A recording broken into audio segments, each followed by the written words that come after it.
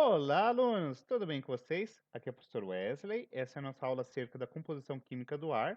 E basicamente eu vou destrinchar aqui com vocês alguns conceitos que são bastante importantes para vocês conseguirem estudar, revisar os conceitos vistos em sala de aula, tá bom? O Pro já pede desculpa em decorrência da minha voz, porque eu fiz uma cirurgia para retirar um coágulo e a voz está um pouquinho estranha, tá bom? Mas espero que não prejudique aí o entendimento da aula. Vamos lá? Primeiro ponto. Você já parou para pensar do que o ar é feito? A quem foi nas aulas presencial, a gente já discutiu que o ar nada mais é do que uma mistura de vários gases que vão formar a atmosfera do planeta Terra.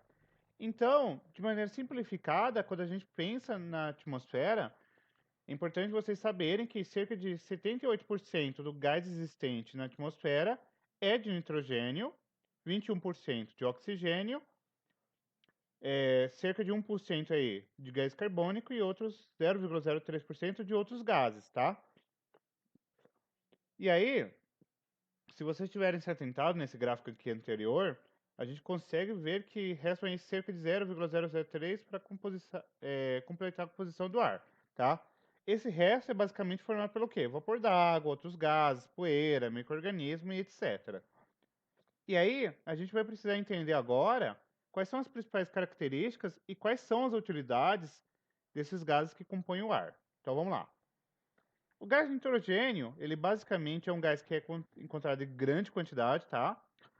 E algumas bactérias e plantas conseguem aproveitá-los diretamente do ar. No caso do ser humano, a gente não consegue, ele é um gás inerte, ou seja, da maneira qual ele entra no nosso corpo, ele sai, tá? Mas, embora a gente não consiga assimilar o gás nitrogênio de maneira direta, é importante vocês saberem que a gente utiliza ele para várias coisas, tá? Então, por exemplo, a gente encontra gás nitrogênio nos ácidos nucleicos, em proteínas e etc, tá?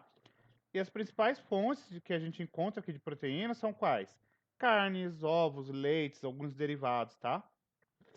O gás oxigênio, por sua vez, é o segundo gás mais abundante, então ele tem aqui cerca de 21%. Ele é indispensável à sobrevivência dos homens de muitos seres vivos, porque a gente utiliza ele na respiração. Outro detalhe importante é que o gás oxigênio ele também é utilizado na combustão, tá?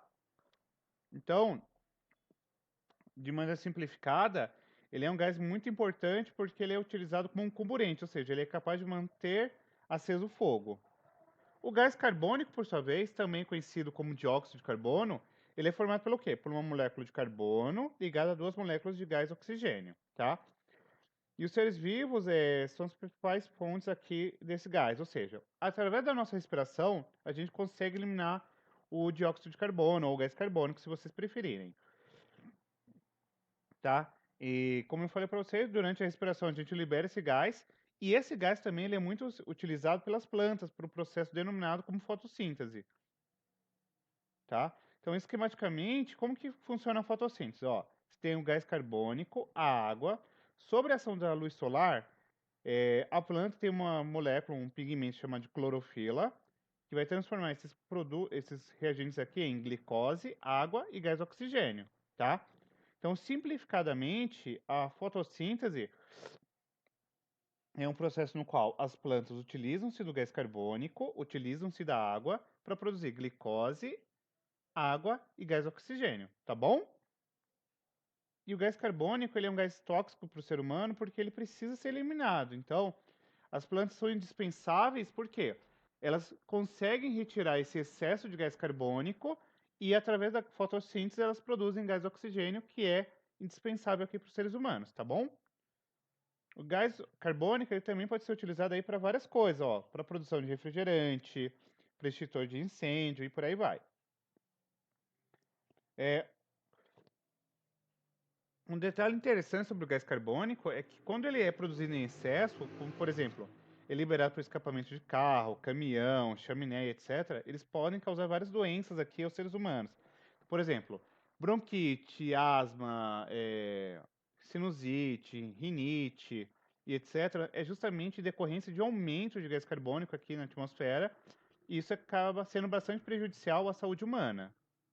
Outros gases que a gente pode encontrar aqui, que são encontrados em menores proporções, são chamados de gases nobres, tá? Como, por exemplo, o gás hélio, neônio, radônio, criptônio. E esses gases são utilizados basicamente em outras atividades. Por exemplo, o argônio, o xenônio e o criptônio são utilizados aqui na produção de lâmpadas de vários tipos. E aí, vamos uma perguntinha aqui para a gente revisar. Qual desses gases é encontrado em maior quantidade no ar? A gente já sabe que é o gás nitrogênio, beleza? O oxigênio é importante no nosso organismo por quê? A. Ele permite que o nitrogênio seja fixado. B. Permite que seja retirada de energia dos alimentos. B. C. Perdão. Permite o aproveitamento da água. Ou D. Permite que o gás carbônico seja eliminado. E a resposta correta é que ele permite que seja retirada a energia dos alimentos, porque ele faz combustão.